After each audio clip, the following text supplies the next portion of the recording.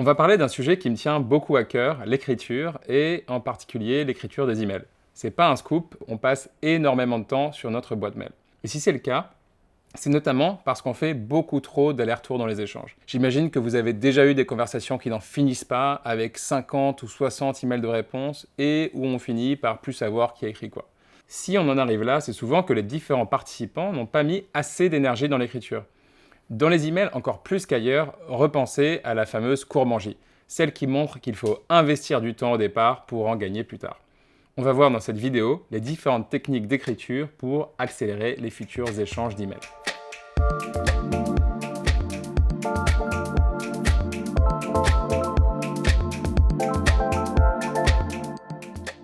Première technique, soyez le plus explicite possible. Pour comprendre pourquoi, on va revenir sur une notion très importante, ce qu'on appelle le curse of knowledge. Alors désolé pour cette expression en anglais, mais je la trouve un peu plus sympa que sa traduction française, la malédiction du savoir. Le curse of knowledge, c'est un biais cognitif qui consiste à supposer inconsciemment que les autres ont les mêmes connaissances que nous pour comprendre ce qu'on dit.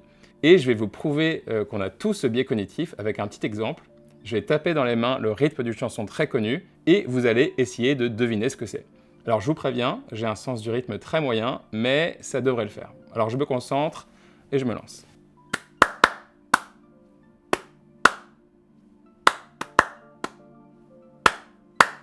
Alors j'imagine que vous n'avez pas reconnu le morceau.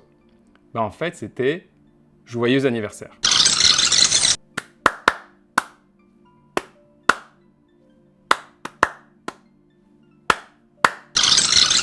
Alors, si vous ne l'avez pas reconnu, c'est potentiellement parce que mon sens du rythme n'est pas exceptionnel, mais c'est surtout parce qu'en fait, c'est un exercice hyper difficile.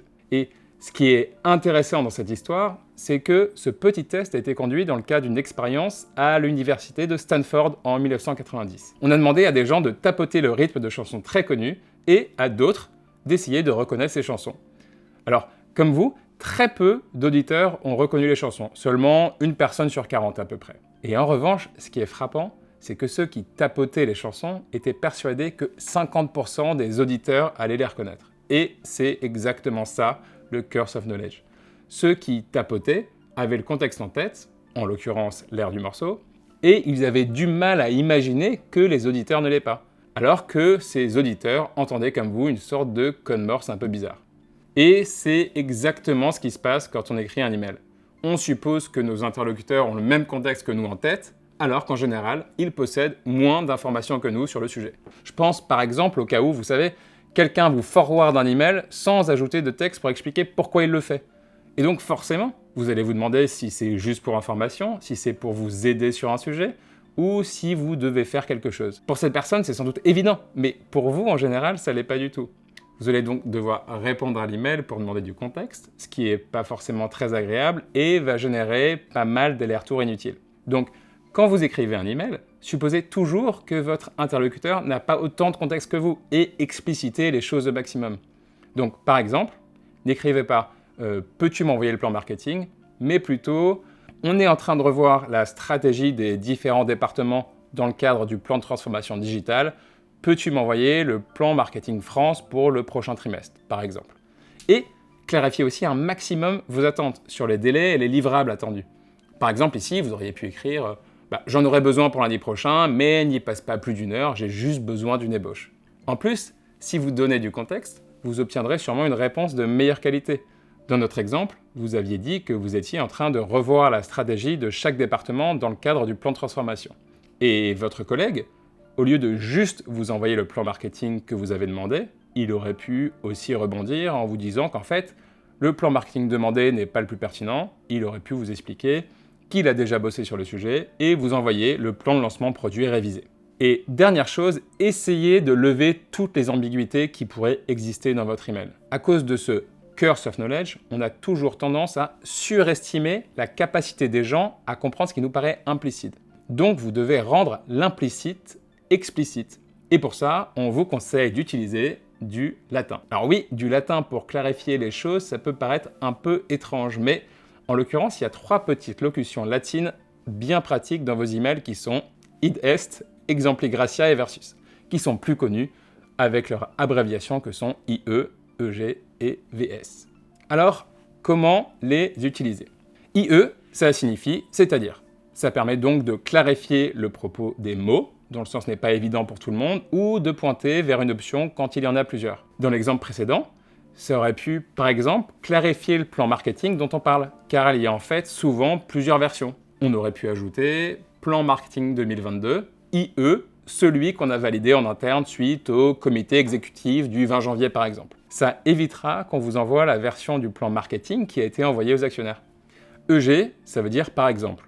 Comme vous le savez, on comprend mieux les choses concrètes que les concepts trop théoriques, donc vous devez donner un maximum d'exemples. Ça permet aussi souvent de clarifier le périmètre de ce dont on parle. Dans le cas précédent, on pourrait expliciter les types d'investissements qu'on a envie de connaître en disant « les investissements prévus, EG, publicité, promotion ». Ça permet de clarifier que dans ce contexte, le mot « investissement » ne concerne pas les recrutements de nouvelles personnes dans l'équipe. VS, ça veut dire « par opposition à ». C'est assez utile quand on pense que notre interlocuteur a de fortes chances de lire trop vite et de se tromper.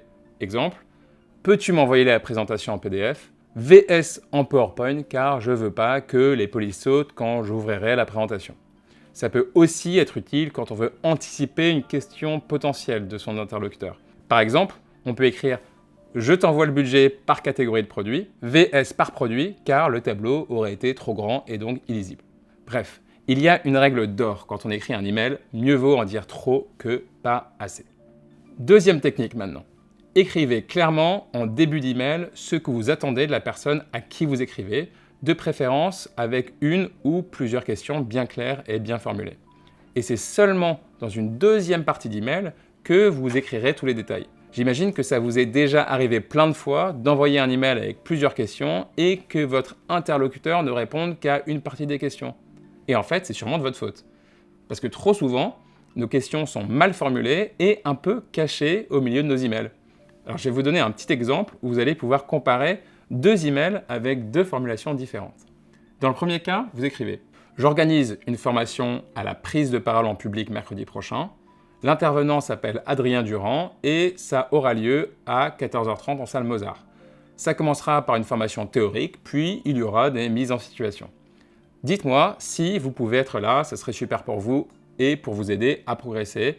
Et merci de me donner votre numéro de téléphone. » Et dans ce cas, en fait, il est carrément possible que certains oublient de vous répondre ou ne vous répondent que partiellement. Et oui, il n'y a pas de point d'interrogation. Donc, si on lit trop vite, on peut penser que c'est juste un email pour information. Et puis, les deux questions sont un peu cachées au milieu du paragraphe.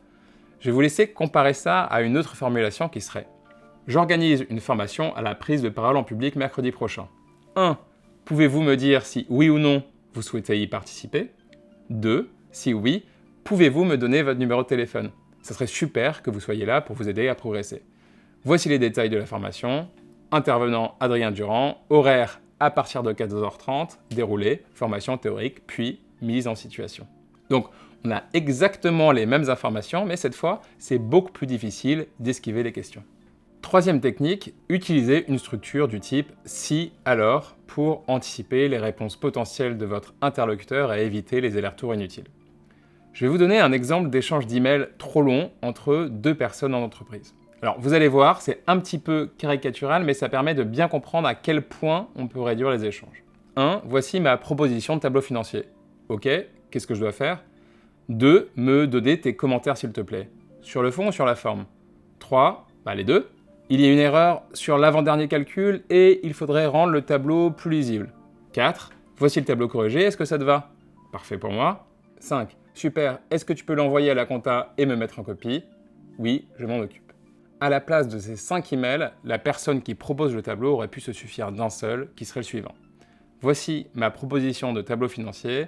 Si ça te va, peux-tu le transmettre directement à la compta en me mettant en copie? Sinon, peux-tu me donner tes commentaires sur le fond ou sur la forme en ajoutant tes commentaires directement dans le document?